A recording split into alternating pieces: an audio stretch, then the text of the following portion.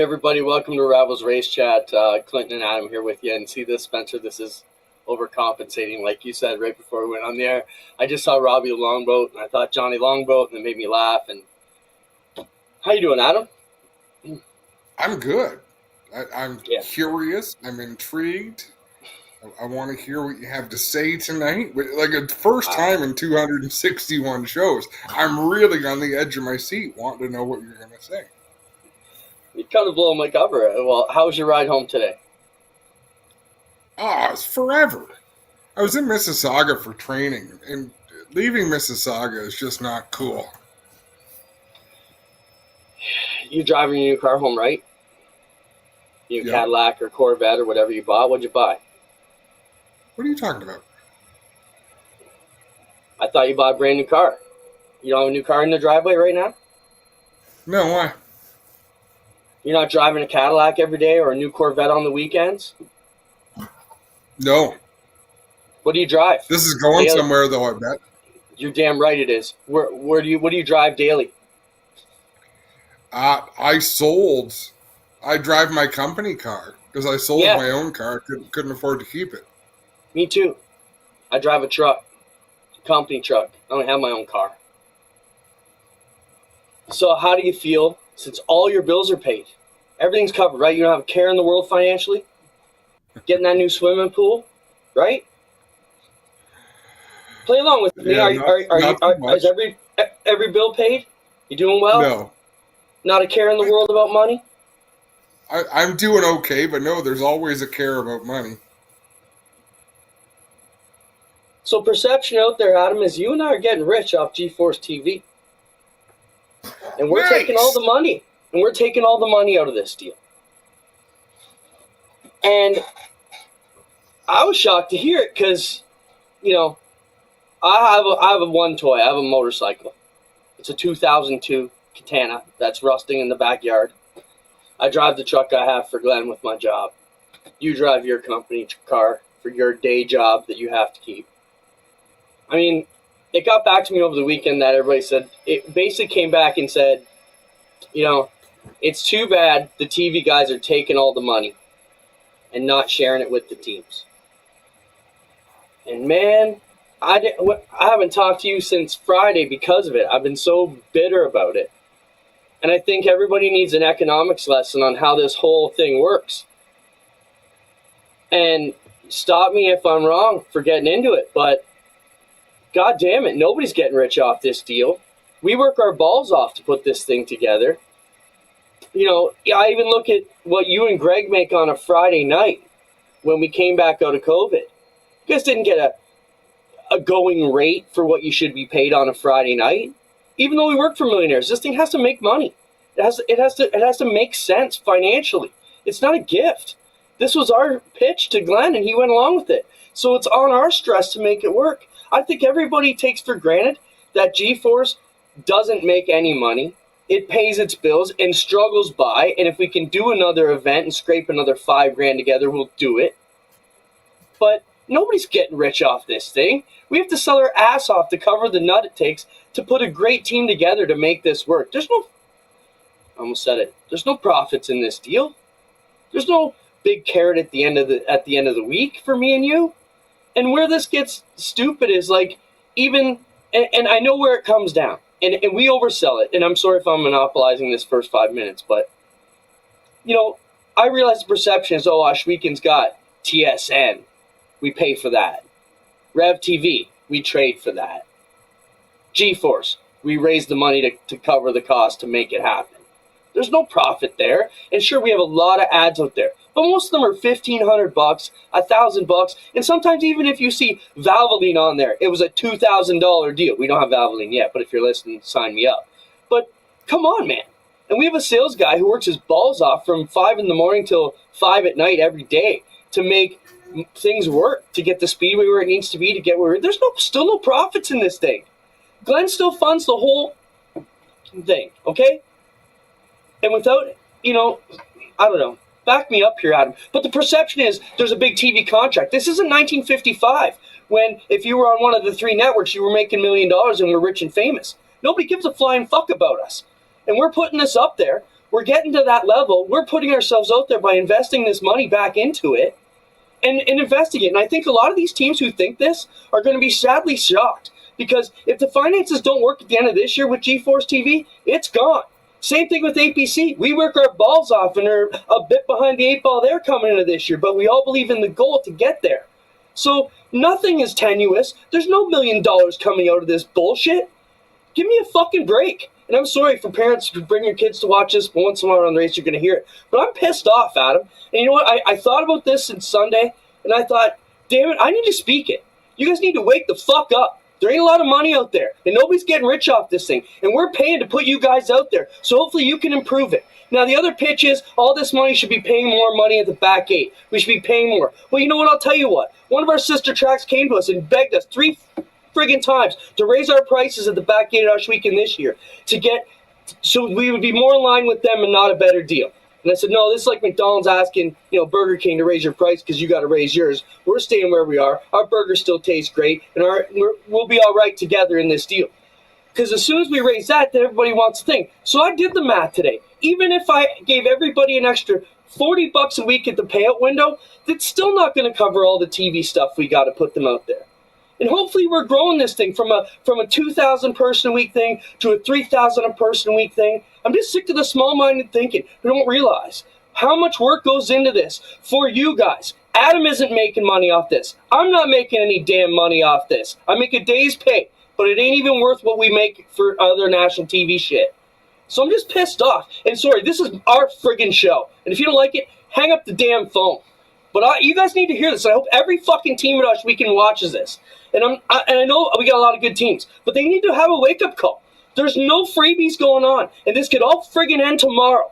And just look at the action sprint from the Knights of Thunder. The same bullshit was said about that we took the Pinty's money and we were doing that. We put them on friggin' TV and got this shit rolling during COVID. And kept them rolling for 2 years with the best payouts they've ever had, on the best rules they've ever had, no membership fees. I don't know where it ends for these people who got to complain about it. And I'm saying 90% of our guys are great. But the other 10, I hope you got your ears open right now. Because this whole thing's going to go away. And what happened to the Knights of Thunder and the Action Sprinter? They bitched and complained, and we're not making nothing off it. So it was easy for me to say, fuck it, we're done. And no more Action Sprinter, no more Knights of Thunder. Go do something else on your Saturdays. If I was getting rich off it, it'd be still going. I got to take a break. Help me out. Am I wrong? Did I say something wrong here? If I did, too freaking Take a breath. bad. No, everything you've said is right. I try to put myself in other people's shoes. And the optics of what we do, no thanks to me, but what we do with GeForce TV looks really, really good. And that's mostly thanks to you and Spencer and the vision that you guys had to create it. I'm just a talking head. That's fine. But the fact that we make it look real good, it'd be like someone complaining that Steve Lyon's cars always look nice. No shit they do. That's the business he's in. He makes sure that they look nice. Just because something looks a certain way, well, we're 261 shows into this project. We haven't made money since we were the dual airbags. The dual airbags were fabulous. Look, I don't mean to come off on these guys, but I guess I guess it's safe to say I'm the business spoke of this deal, right? I'm the one carrying that financial load to the cash office in and out every week to make sure everybody gets paid. I see the amount of stress we have to go through to meet that nut every week and every year. And we're coming to year end now, and I'm still trying to collect money from last year. Like, it ain't a pleasant thing for me. I don't need it. I've been on TV. I've been on TSN. I've been on every network in the country. I don't give a shit about that anymore. I'd be happy to go to the beach with my family and chill it on the weekend. You know what I mean? Like, we do this for those guys, and the ones that don't appreciate what we're trying to do for them, like, even the TSN deal, that is not a free deal. They're not knocking on our door and saying, hey, can we put you guys on TSN? That is a paid service where we go and we hire a few media, same way NASCAR does hire Joel to come and put on the best production we can and pay to put our guys on the network. It's up to you guys to turn that into something better, to use that assets. We give you assets. Go to the Ush Weekend Speed website. Our full marketing guide's there.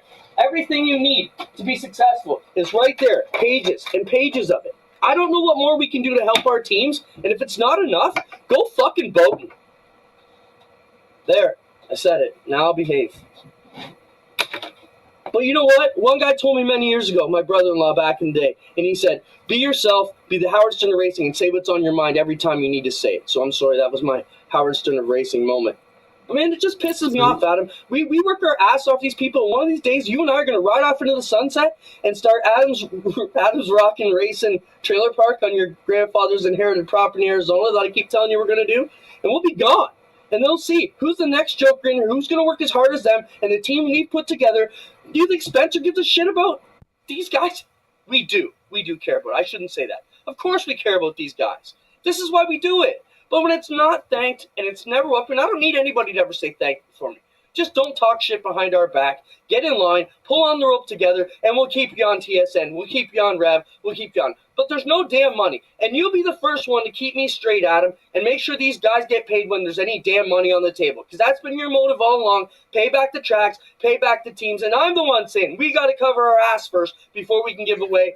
Charity starts at home. And we're still not out of the woods on our own. Every race we cover is barely hanging by a string right now, and that includes Oshweekend Speedway. If the budget ain't there, we ain't doing it. So all you guys who think we're trying to steal your sponsors, just it sickens me. We got a few poison people in the backyard, and fuck, man, it just pisses me off. So who brought the word back to you? Oh, yeah, I'm going to drop that bomb and say who said what? No, I think I'll keep that to myself. I'm not that stupid. The ones who said it know who it is, and I'll let you know after we're off the air. But yeah, and I've heard some of the rumblings, and I've heard.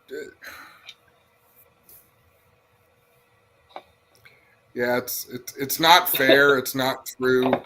It's not. I don't begrudge anybody. There's different people who do different things in this industry to make a buck. Good for them. I mentioned Steve Lyons. Like, there's someone who has done so much amazing work to make a lot of cars look better. And I think he's got a good business, not because of it, but because of his talent, because of his skills. Good for Steve. I hope he makes millions of dollars. Engine builders, chassis that's builders. Different, I don't begrudge. But those are independent businesses and vendors who deal with individual teams. We're trying an umbrella over everybody. Everybody feels that, and I can see that. And you know, it doesn't help that you're seeing charter systems being offered for high limit in the $4 million range. There's no money in here. Let's talk about this. Let's go back to pay-per-view, okay? Let's put Oshweekend under a paywall for $10 a week, let's say. 60 friggin' people will buy, we'll make $600 a week, and the shit will tank, okay? Come on.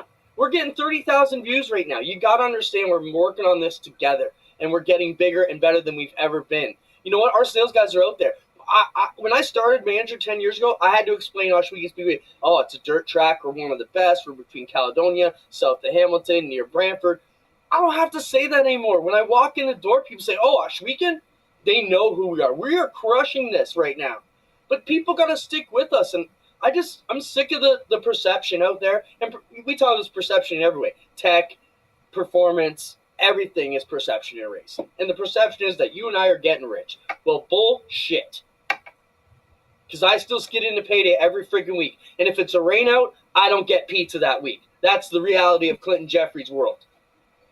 Yeah. I better calm down. Yeah, and Terry Potts says I need a hug. I don't need a hug, Terry. Some people need a reality check. That's it. That's it. Here's you've got to take it with a grain of salt, because the vocal minority is toxic. And we can point to pit stalls up and down the pits. You could go in and point to 5 pit stalls. God, these people, all like, nothing you can do is good enough for these people. I could go in half an hour later and I'm going to point to the same 5 pit stalls. Because we know who the people are, it's very easy to complain. But good, well, those are the ones I'm talking to then. But they're people who have never put themselves in a position to do good for the whole. Right? That's where I feel we are. We don't make any money off this either. We do this for the good of our heart. We do it because we want to see things grow. Like you said, I mean, right now, Thank you. people don't know the negotiations going on right now behind the scenes, but I can promise you, you and I are two names that have been completely left out of them. You know, It's got we nothing don't to do come with on that. here and cry about how unfair the world is.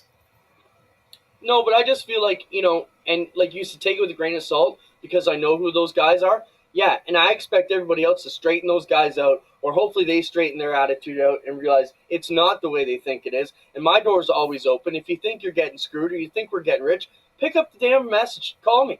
Send me a message. I'm open to explain how we got everywhere every day of the week. It's all I do all day long is explain to racers how we got to where we are in one situation or another. And I love my job, and I love racing, and I love what we're doing. Don't get any of this twisted. But once in a while, the kids in the backyard need to get a lecture so they can realize where the hell this thing's going. I'll throw out an opinion. We should be getting wealthy. Exactly. But it doesn't happen overnight. Me, Spencer, we should, for the things that we've done and put a product on mainstream television. Like you said, it used to be that was a ticket. You were on TV. You were doing pretty damn well. It's not how it goes anymore. Like the money is there to keep something going that we're proud of. We're about to talk to someone who I don't think is getting rich, but I have a feeling they're pretty happy doing what they're doing. And I've never heard anybody complain about the money they charge for the service they provide. Very true. One of the guys who can make me smile on a day like today, and I'm in a good mood. Let's bring on Dale Shaw. Dale's always a great interview for me on Pit Road, brings us back to earth, and has a great perspective from a shade tree mechanic pro level, if I can put that way without insulting you, Dale. Welcome to the show. But I think you guys do a really good job with a very cost-effective budget, if I can put it that way, and are running multiple cars. Dale, welcome to the program. Thanks, guys. I've been listening the last couple of minutes here. It's been quite interesting. Sorry, you picked this show to come on. That's okay. I completely get it, man. Like there's days where I do what I do and I wonder why I do it because I'm kind of in the same boat as you. I'll be brutally honest with you, I've never put a dime in my own pocket from the racing venture. I work my butt off all winter so I can do what I do all summer. And there's days where you wonder why you do it and why you put the time in and everything. And then, you go out and run week and you realize why you do it and you're frustrated and you're happy and you're up and down. And man, I get it. Like I completely understand what you're saying. Yeah, we have days too. Go ahead, Adam. I hope you're in a position, Dale, where there's not many people pointing their fingers at you. I mean, you don't show up with a lavish rig. You show up with what you need to go out and be competitive. And like it is a good spot for you to be in. You're the working man's racer, and you're a working man. Yeah, I mean, like I have broad shoulders, and I figured that out. Like, I'll be brutally honest with you, Adam. When we run good, the car's good, the driver did good. When we don't run good, there's one reason we don't run good. It's because the car's not good, right? Like that's the nature of the game. That's why I think a lot of people don't do what I do for a long period of time. And it's the same reason promoters come and go because they can't handle what Clinton gets put through, right? So, but yeah, you just got to have broad shoulders and you got to enjoy the good days and, get through the bad days, right? But I love what I'm doing. If you guys knew, well, I know how much you guys work on racing, but if you know the hours I put in to do what we do during the summer, you just shake your head and wonder why the hell do you do that? But we just do it because we love it, man. Like I'm trying to make you smile right now, Clinton, because I know you're pissed off and you're having a shitty day. I'm trying my best here, but man, it's racing. You told everybody go get a boat when COVID happened in 2020. I rode on a boat twice, and I went, "Why the hell do people do that? Like that's just dumb." Like, I don't know. You ride around in a circle, try and get pulled over by a cop for doing 9 miles an hour or whatever, and then they give you a ticket, and you go out and you try and do it again. Like, I don't know. Boating's not for me, man. Racing's life. Yeah, I think I need to back it up. I'm not having a bad day. I'm actually having a good day. I just think that some of these guys really, they chew it down, to the point that they don't realize. Like I like to say, at Oshweekend, and I know things are different on the pavement world, but, I grew up, as you did, hearing your dad talk about Flamborough when it was 40 cars deep, the stands were packed, everything is good, and all these good times that they grew up with. And I keep trying to tell our guys, we're living those days at Ohsweken Speed right now. We have B-mains in every class. Our fields are full. The business of racing is good. We're popular. We're on TV. Like, you're going to tell your kids about this in 20 years when all this fades away. You're going to be like, man, it was good back then. So let's not be pissed off, but let's not be bitter. And once in a while, I have to snap. As Adam knows, I'm a raging lunatic as it is. Once in a while, I let it out. But, and I think, in the whole, we're blessed to be able to do what we do. But I think, and just back to the boat comment, I don't want everybody to get a boat. But Mark Rinaldi taught me that from Brighton, Adam. He said, we have these guys who come miserable every week. They go home miserable every week. They probably feud with their family now. They're in a bad mood. They're kicking the dog. I'd rather you just go buy a boat and do something that doesn't make you this freaking miserable every week. So that's a quote from Mark Rinaldi, if I can finalize that. So I just want to say a couple things on, talking about Flamborough Speedway used to be packed.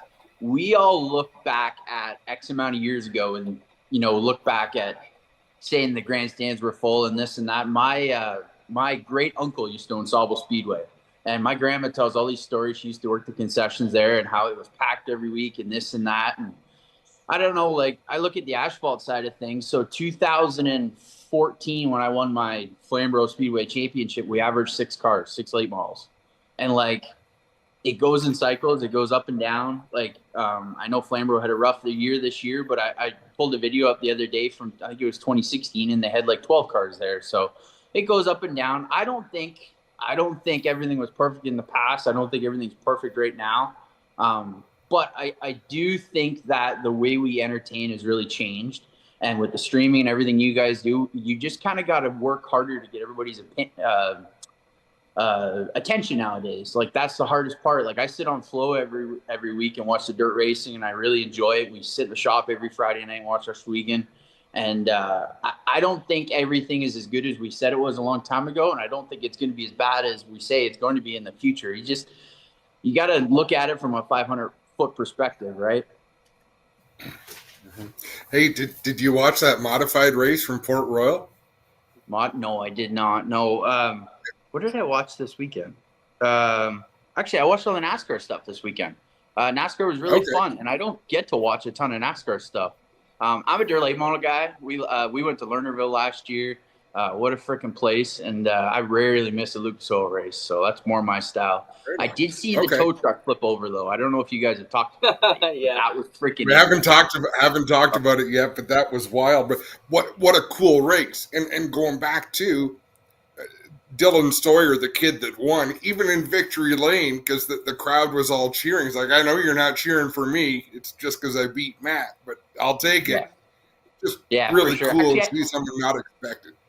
I did see the highlights for that race now that you say that, and it was really good.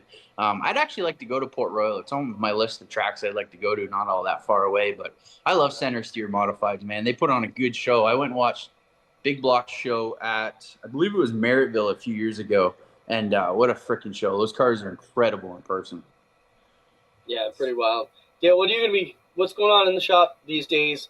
What's the plan? So for our dirt viewers who maybe not up to speed on your deal, we see with you Sunset Speedway, Flamborough Speedway, the pavement tracks, APC series, where you have, safe to say, a racing rental business. How would you describe what you guys do with your APC late model program?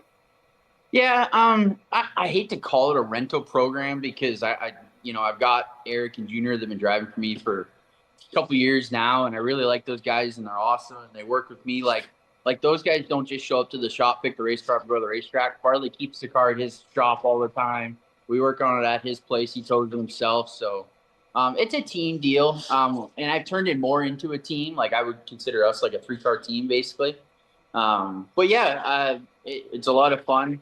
I have a 4th car that we have people drive sometimes when I, get a phone call, but mostly it's just the 3 of us. We have a lot of fun. We go racing. We try and win as many races as we can. So, but yeah, I call it Shaw Motorsports because I hate to say this, but we're not making any money off of doing it, man. We love racing, and we go racing, and we try and win races, right?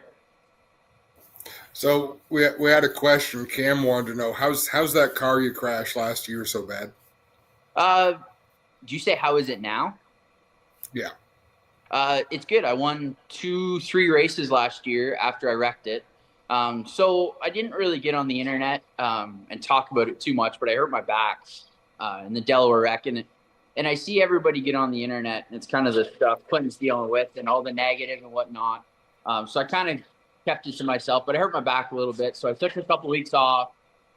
We put the car back together. The frame itself was fine. Just had to do a bunch of bolt-on parts and put a body on it, and then I went and won at least 2 races with it.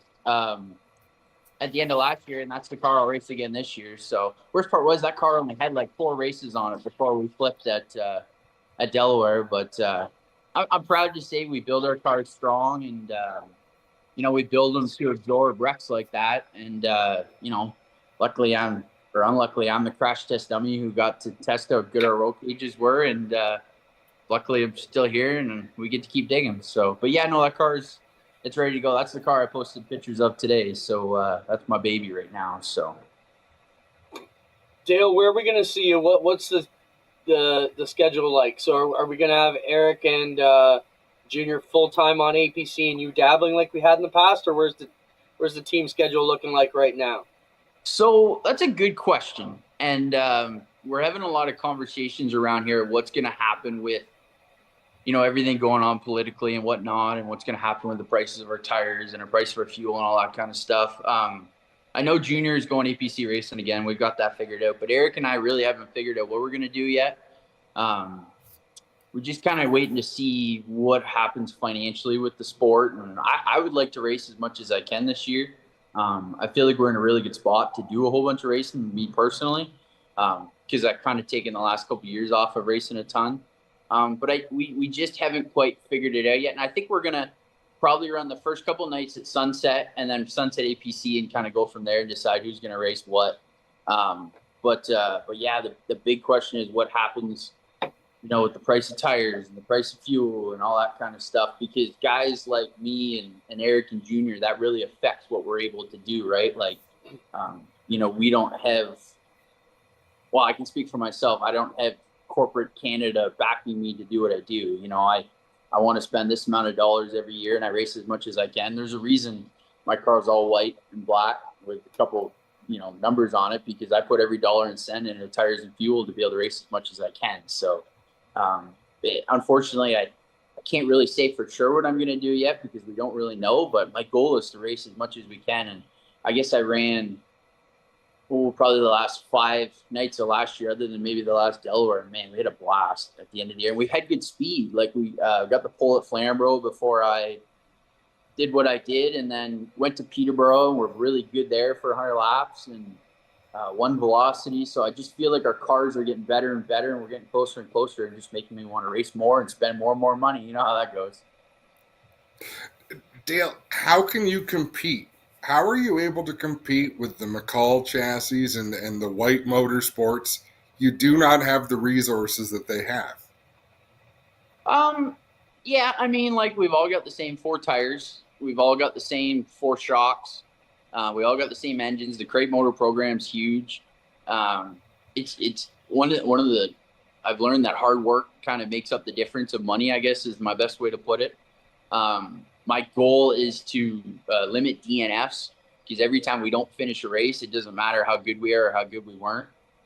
So the maintenance program and all that kind of stuff, and I just working my butt off. And I read a lot of articles on the internet and try and read and ask a lot of questions. And I do actually talk to a lot of people in the province. They're actually quite helpful to try and, point me in the right direction when I have questions or when I'm trying to change my philosophy on setup. And lucky to have good people around me to help me, and I don't have to pay anybody that helps me a dime. So it's all volunteer stuff. And yeah, just hard work, I guess, is my best answer for you. And I made a lot of mistakes, and I think pretty much every week I leave the racetrack and I wish I did something differently before when I left the shop, but you got to write it all down and do it better next time, I guess, is the way. And it just makes it feel that much better when you outrun people where you know what they're spending and you know what their budgets are, because I can guarantee you one thing.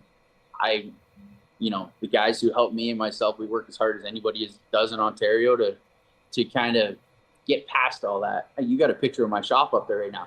So that's my shop. It's a 1.5 car garage. I've got a little machine room, and I run a 4-car late model team out of a 1.5 car garage.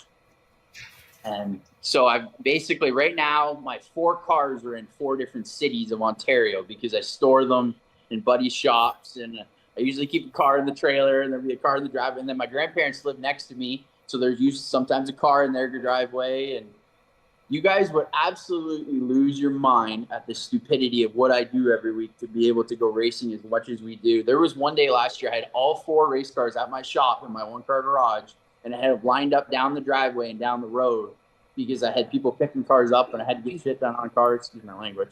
And you guys would just shake your head at all that. And you just got to work, man. And the biggest thing is you need good people around you, and you got to enjoy what you're doing. And you have those 2 things, and you can do more things with less, I guess is the best way to put it. Yeah. No, that's awesome, man. I was just going to say, as we get towards tariffs and that kind of thing, it seems like such an unknown deal. Yeah. You know, are you hearing anything from any of the vendors? Has anybody, is everybody just this raging question mark right now? Honestly, I'm scared to ask because whatever it is going to be, it is going to be. So, I'm probably going to have to put a phone call in here and figure out what's going on with tires and stuff for the year. But anybody I've talked to in the sport, they are kind of in the same boat I am. We just hope and pray and hope we can race as much as we can. Like, I put a schedule together a couple weeks ago. I was going to do 25 nights this year. You can run 25 nights in Ontario in a pro late model without running a race on back-to-back days. So there was 1 or 2 Sunday shows, some Friday shows mixed in. You can run 25 nights in Ontario without having to run back-to-back days and make my guys work their butts off all night. That was my plan for this year, but we got to wait and see what happens, right? So, yeah. I want to see that schedule.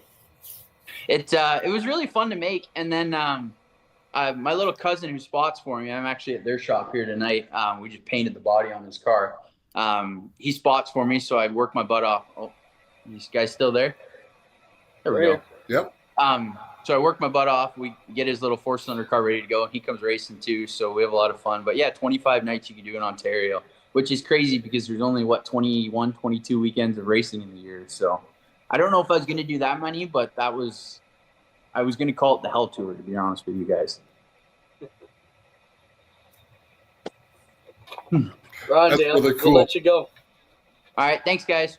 Have a good one. Thanks, Dale. We appreciate you stopping by, Dale. If you're looking for a hard-working team to cheer for on our APC broadcast this summer, no better group of guys than the Shaws. They've had some good success. They've had some good speed. And I don't think anybody's outworking them. Let's bring on another one of our regular guests who's been on with us lots over the past couple seasons as he's accelerated his way up through the ranks here. Treyten couldn't make it with us last week, fresh off your Phoenix. Great run. Welcome to the program, and congrats on your 3rd-place run in the Arca Deal. How cool was that? It was kind of what I was expecting, I guess. I don't know. It was it would have been nice to get some practice for sure. But that first restart there and everyone crosses the line and fans out, it was what everyone was saying it was going to be like. Honestly, it was, it's everyone fend for themselves in a turn 1, but no, it was a good experience. We were happy with the finish. I think we were probably one adjustment away. We kind of went from super tight before the break, and then I think we just freed it up a little bit too much and went super loose after the break. So, that's just kind of how it is. You lose practice like that and lose qualifying, and you kind of got what you got. But no, still had a ton of fun. What was the feedback you got afterwards, Treyten? I'm sure you overachieved most people's expectations. Yeah, no, the team was really happy. Sponsors really happy. Obviously, really thankful to have Bare Knuckle Fighting Championship in Aviram. So, no, it was everything was really good. Trying to see what else we can do this year. Maybe hit some other new tracks at some point. It was a really good learning experience for me. Phoenix was, it's you don't really think that you see it as a short track, but the air and everything is so much different than what you feel like at like Flamborough or Sunset Speedway. That was something that I had a hard time getting used to right off the bat. I had a little run in with my teammate, somewhere amongst the middle of the race there. Just a lot of an experience really on both of our parts, moving around with the air and whatnot. So a lot to learn there, but overall it was a great experience. Treyten, I Spencer, wanted to restart ask this. you. I was just going to get him to restart the video and talk us through this restart from inside the helmet if you Yeah. can, Treyten. What's Yeah. going on here in your head? Yeah, so the 28 actually spun the tires on the restart prior, so I was really giving him a little bit of room. I was kind of surprised that he didn't cut right at the start finish line here. So tried to really get as big of a cut as I could. It looks like I'm almost ahead of him here, but I'm really just kind of at his door. It's tough going into one. I tried to drive it in the apron, just got really tight in the center. Guy gets into me in the left rear a little bit there. Yeah, and then I was hoping these guys would get into each other a lot earlier in a turn 3. I knew that there was going to be some sort of contact. I was hoping it'd be a little bit earlier and I get to squeak by. But the 18 really doesn't get him until exit off here. Yeah, I was turn 1 there on the restart. I was really hoping that I could just force a mistake on the 28's part. I'd been running down there on the apron for some portions of the race, in lap traffic and, when I was in the traffic at the start of the race too. Problem is you can get in there so well in the bottom, but you just kind of lose all your turn right in the center of the corner because the apron's got no banking there at all. Not a whole lot of bite down there. But turn 1 was really temperamental, as in if you get in too deep and you got a car on your outside taking all the air off your right side, it's really easy to get free in. And, like I was saying a little earlier, I had that experience at some point in the race. So I was really just hoping that I could get in the 28's mirror enough, and maybe get him to overdrive a little bit in a turn 1. And it almost worked out. He did push up a little bit in there in a turn 1. I think the thing was the 18 was actually anticipating it and gave him a little bit more room. And they didn't end up getting together, but really just trying everything I could there that last restart. Treyten, you talked about the incident you had there with your teammate. What kind of conversation does that bring after the race? Was anybody heated, or is it just a, didn't see that coming sort of thing? No, definitely no one was really heated about it, which was a good thing. It was definitely made it a lot better that he was able to save it and not back it into the fence. He was able to come down and get 4 fresh tires, really not start a whole lot far behind me. So he was able to, he was in my rearview mirror only about 15 or 20 laps later. So, I definitely went over, had a conversation with him after the race, had a conversation with the team owner. And really what we came to was, it was really just, definitely, stuff that I could have done different, stuff that he could have done different as well. That's kind of the risk that you run at one of those tracks. When you're carrying so much speed into the corner and you drive right down on someone's outside door like that, it takes all the air off the right side of the car, and really creates a loose condition because you just lose all that side force. So, on my part, I maybe could have tried to enter a little bit lower and maybe give myself a little bit more room, maybe not drive in as deep, and on his part, maybe giving me a little bit more room on entry. I think he was expecting that I was going to be a little bit lower, from the conversation that I had with him. But like I said, it's all just a learning experience for both of us. It was both of our first times at Phoenix. So there was no hard feelings after it at all. Treyten, I'm going to ask you some business questions here. I know you're a business student, so you can either decline or fill us in.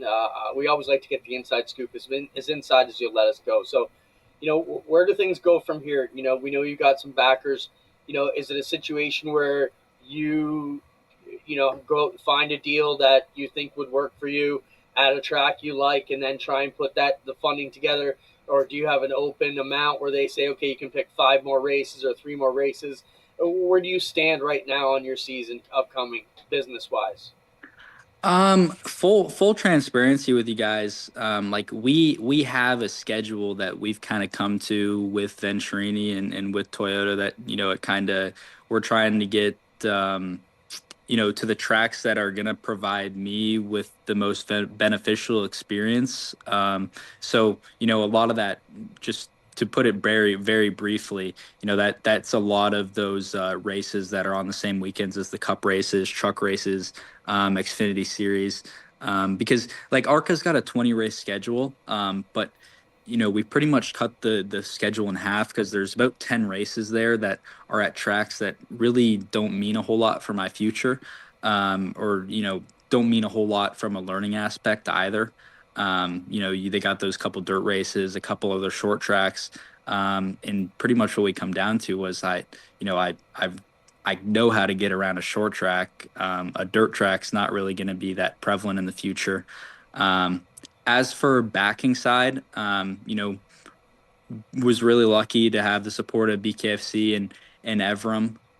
It's like you mentioned there. It's not a situation where I just have an open amount and get to do whatever I can.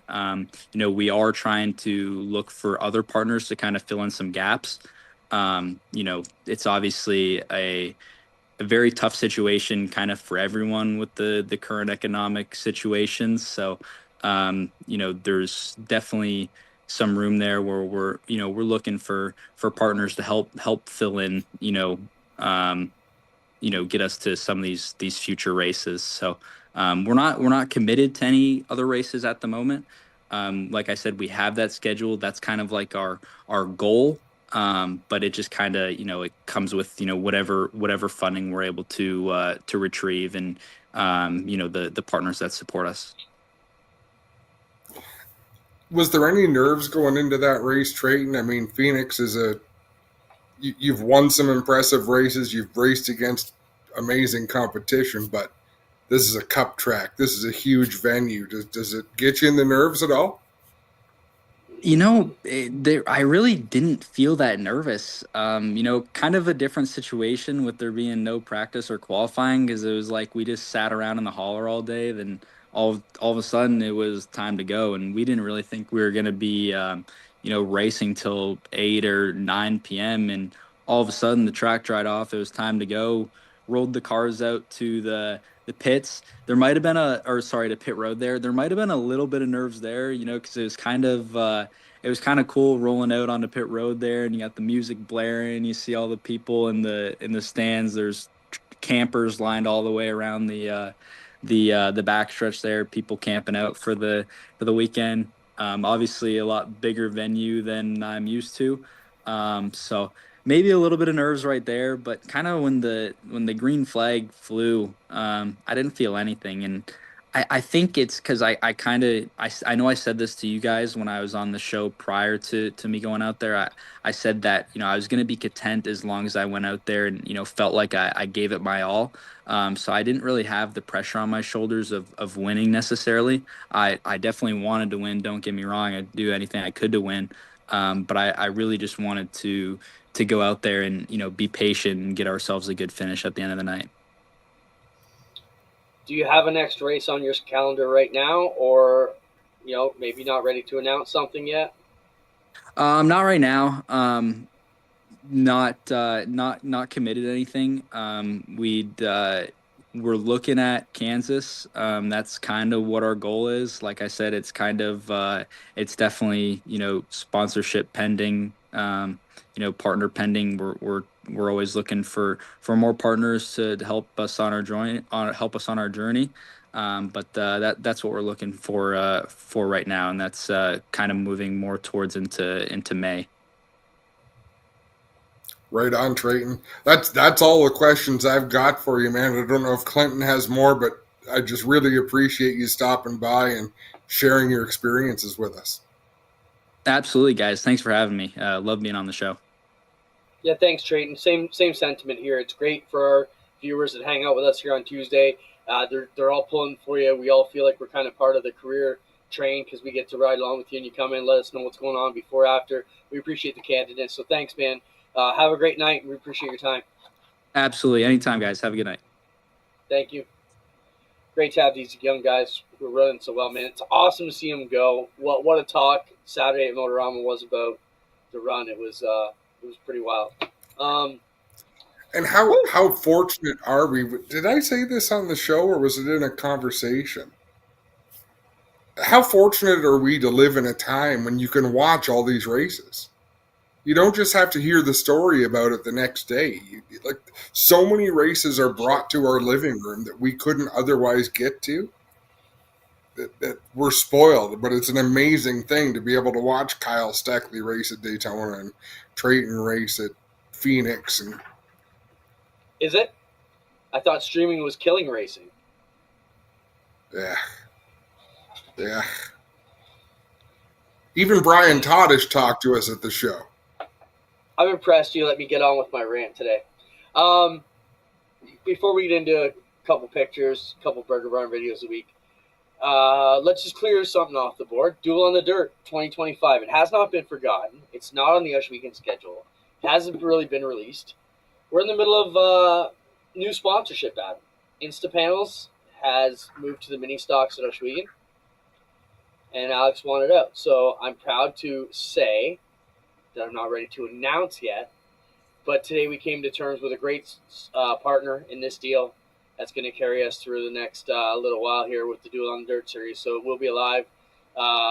Watch for the press release that Adam will probably write for us tomorrow, and we will get it up in the next 48 hours, the full schedule for the Duel on the Dirt and the new title sponsor over both divisions. So excited to have that. So there's stocks and Thunder stocks. There's some inside baseball press releases.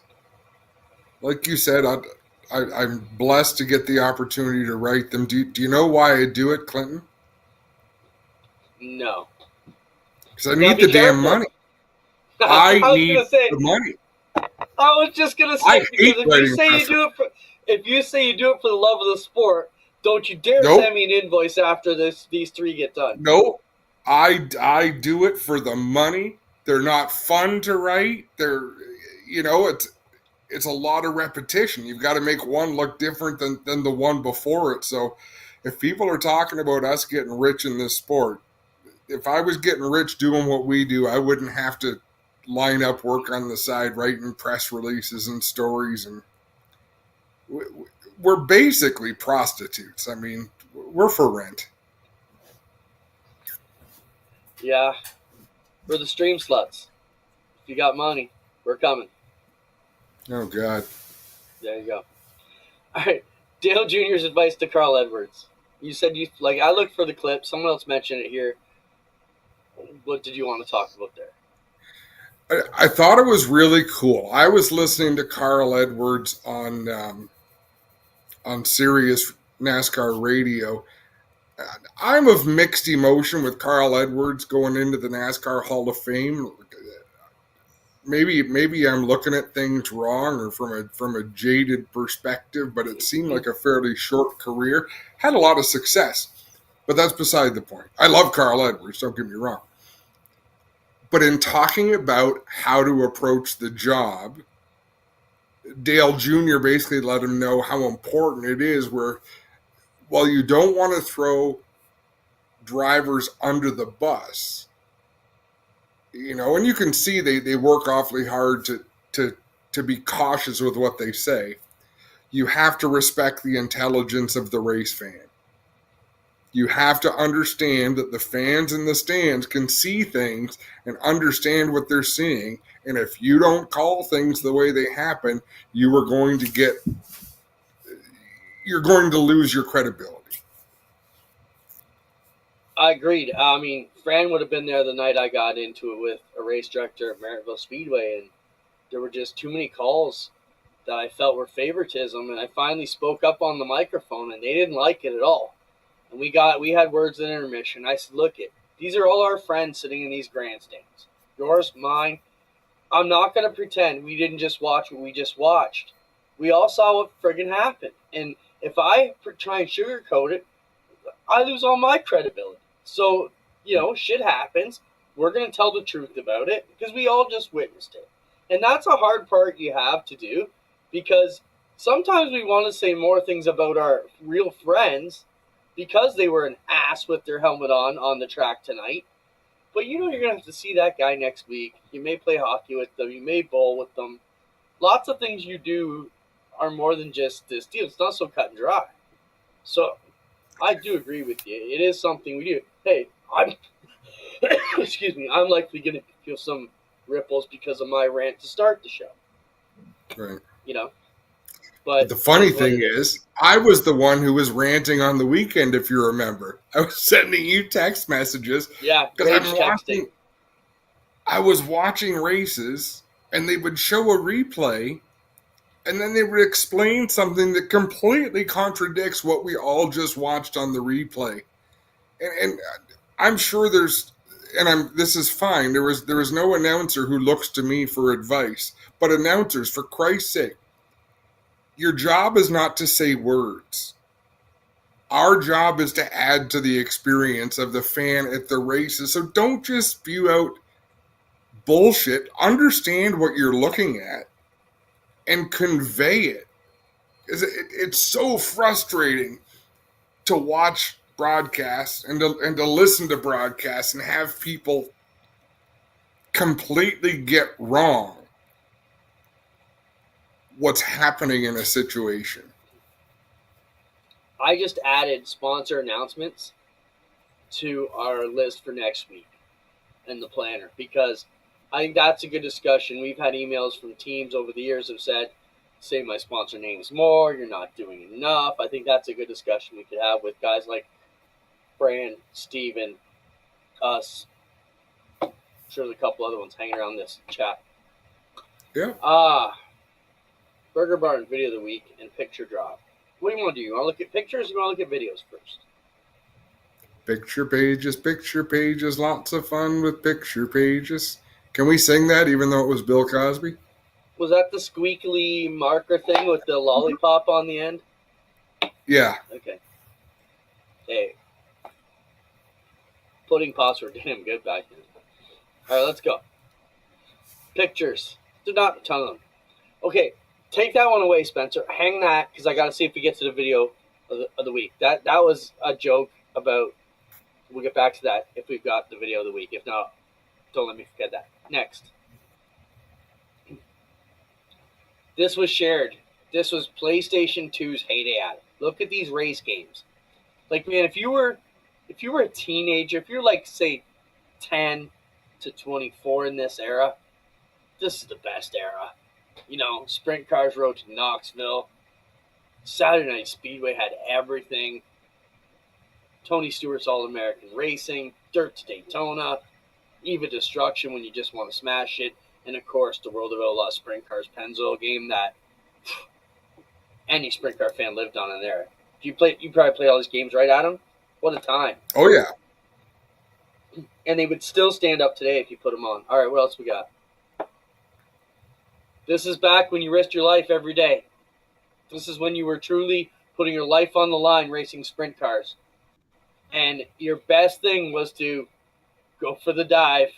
If you were getting flung getting ejected was the goal. Try and land. Yeah, crazy. I think we have another picture of this, but okay. That's just wild, some of the old historical pictures.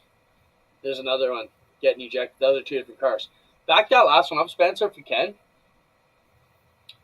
Adam, just so when it's time for Christmas gifts, show me the last picture you just... That one? Not that one, but like that car posed on pit road, drawn, all beautiful in black and white, blown up huge, would be gorgeous in my office, just saying. All right. I'll remember that. Yeah, I'm sure you will.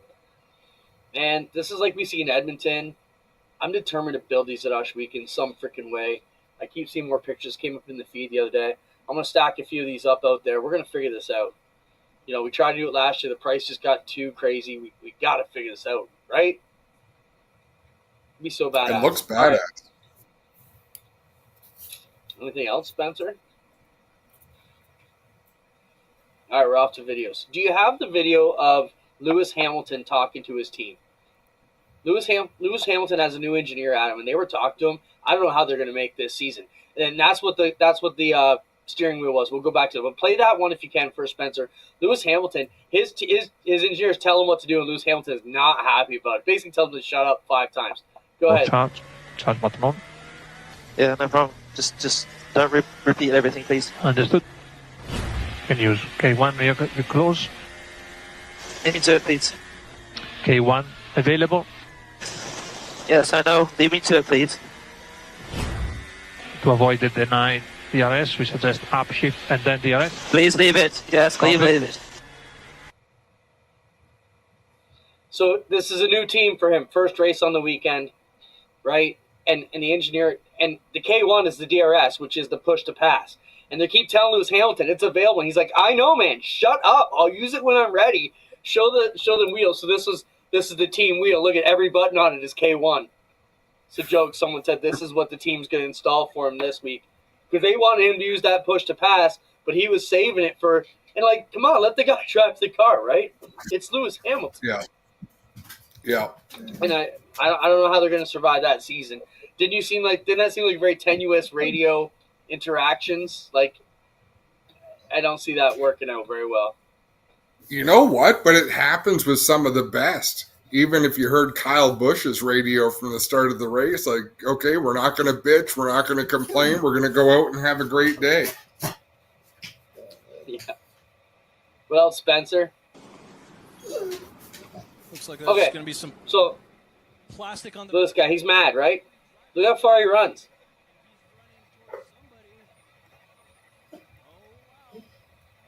Does he not know that the driver's going to come around?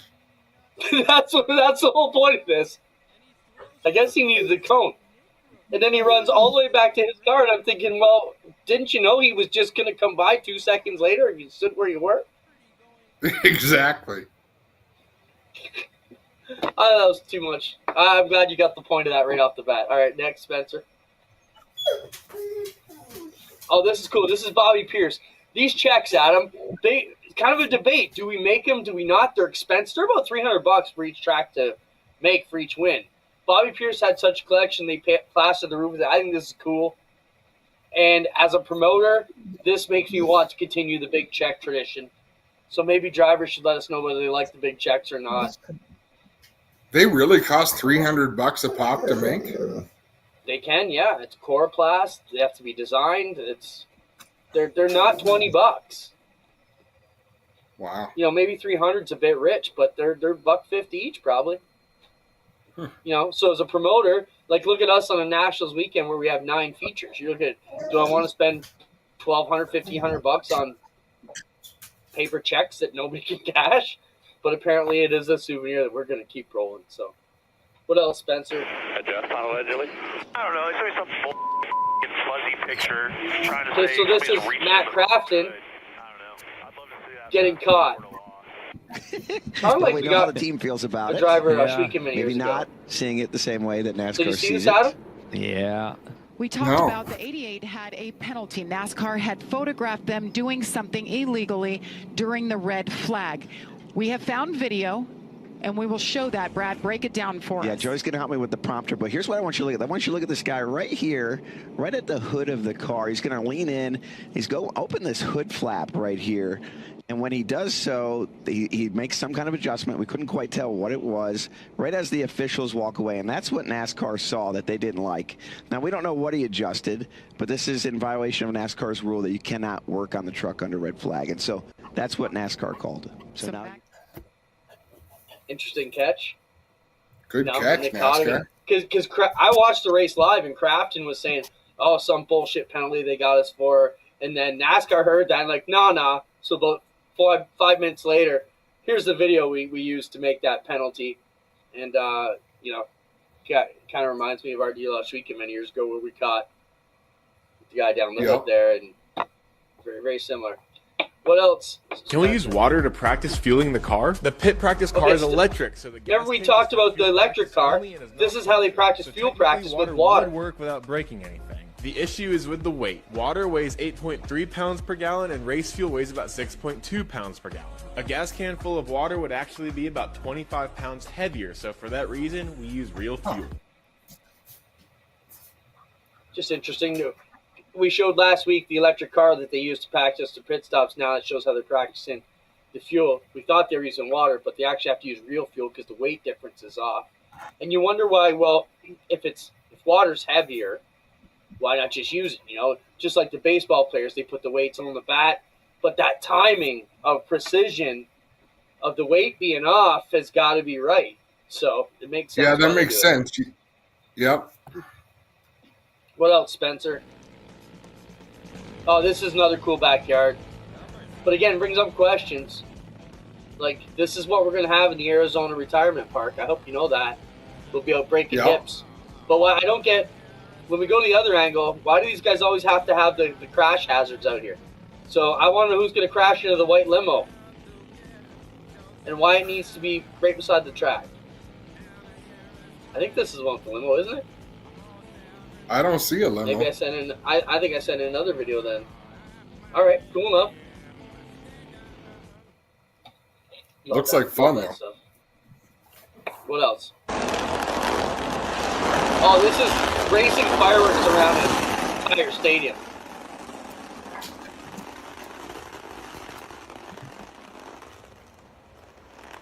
How that ever got past fire code, I don't know, but it's awesome. What the hell did we just watch? They set up live fireworks all around the LA Coliseum. Play it again.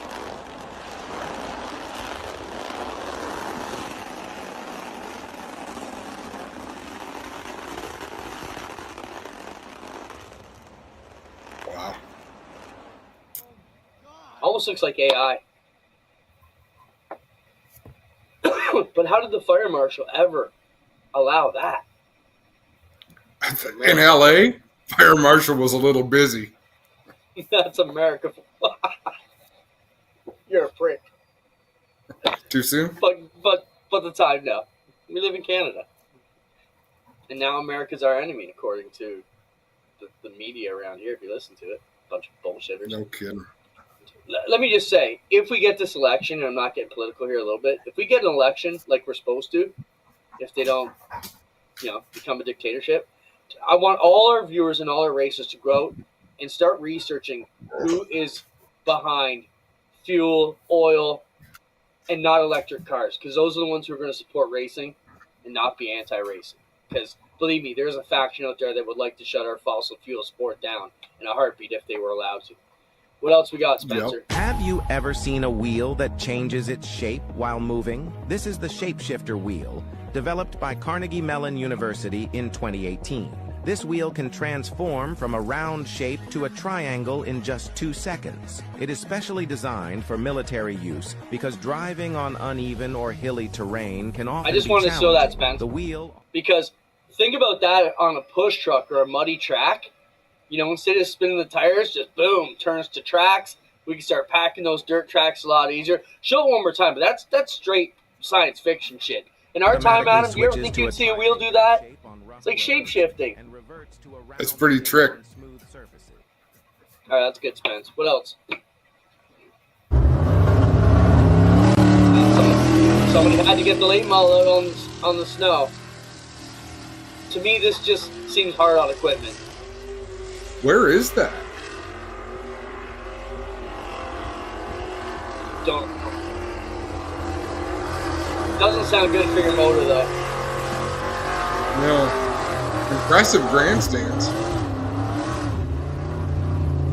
If I had to guess, somewhere Michigan, Ohio. What else? How many more we got, Spencer?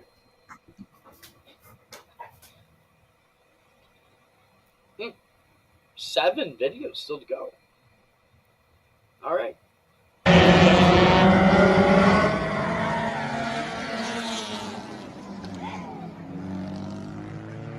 We might have seen this one over the past couple years.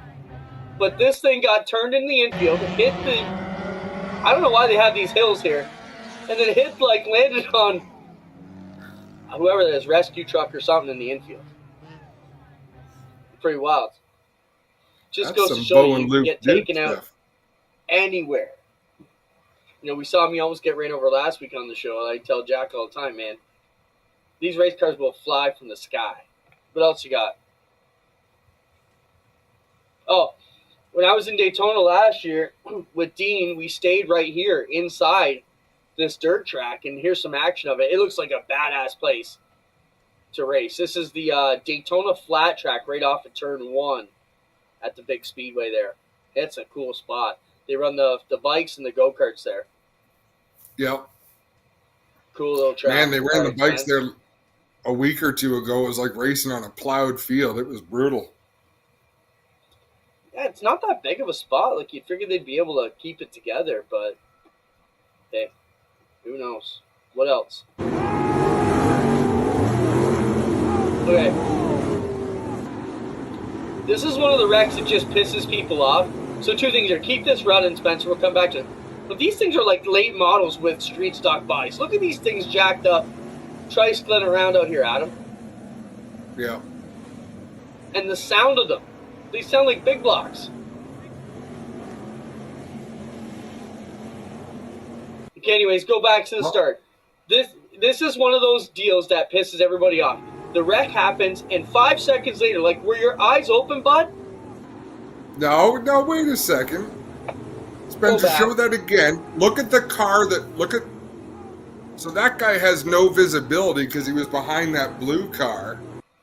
Granted, he maybe should have by that time been able to react, but you got to be looking at least past the guy in front of you. In a perfect world.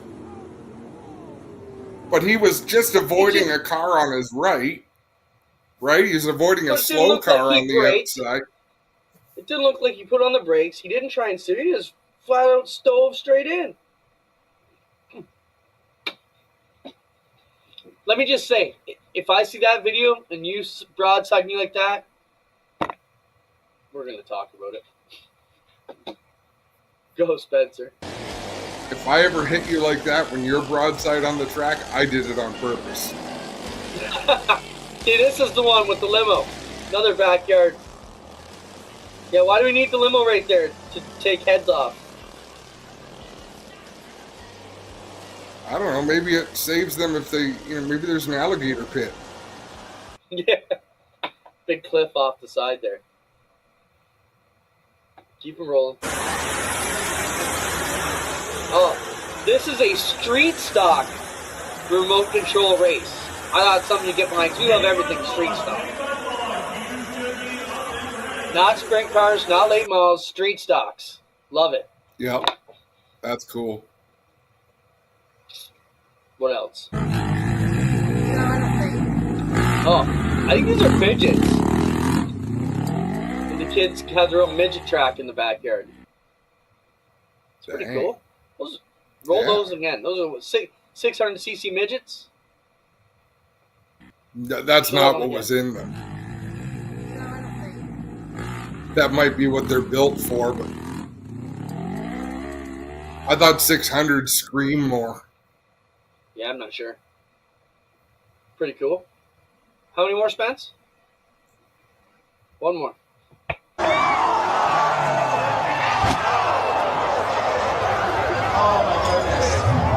Listen.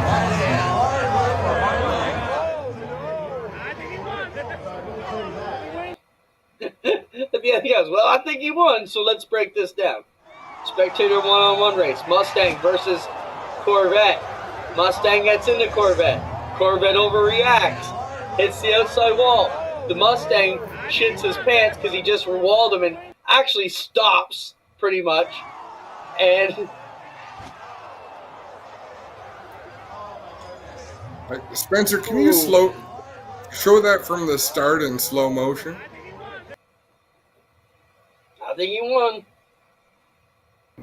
Yeah, it looks to me right from there. The Mustang looks like he's plowing up, but the Corvette looks like he maybe just stepped on it too hard. Yeah, well, and that's why I wanted to watch that again. And we'd need a little bit more context, but the Corvette might have done that on his own accord. I think when you and I were first starting, we used to have a lot of those gimmicks at Usher Weekend, right? Because we had 6 cars we were trying to put a show on. We used to do bag races, and I remember the one couple in a bag race, if you don't know, the driver puts a garbage bag over their helmet. They can't see anything, and the passenger has to direct them. We used to give them the microphone. So she's out there, right, left, you're on their left. Bam! Drove the brand new Ford Aerostar into the concrete wall. Oh, it was just the shit we used to do. Yep. It was an adventurous show. We're 10 minutes overtime. That means an extra hot dog for Spencer next week. I'm glad you got that all off your chest. Did I? It's probably. I still love it. I still love everybody. You know, the biggest line I kept saying over the past month or so is, we're all in the backyard every week, Glenn's backyard. It's like a family reunion. You don't always love your brothers or your cousins, but when it comes down to it, we're all going to pull for each other and make it work and keep the family strong. So just, sometimes some things have to be said, and I can carry it around, but I know your mental health is going to tell me to let it out. Let's talk about it instead of being mad and festering about it. So sometimes we had to say what we had to say. Now, my boss is in Nashville, I think, so hopefully he's not watching the show, and I still have a job tomorrow. You'll be all right. I think I'll be all right. All right. Thanks for everything. Thanks for your support. Thanks, everybody, for messaging. Thanks for the hanging out with us on a Tuesday. Spencer is going to be back on a regular Tuesday as we'd like to be. Let us know who you want to see on here. We're getting close to racing, but we're like 6 weeks out now. It's coming fast. We're getting close. See you guys next week. Thanks, guys.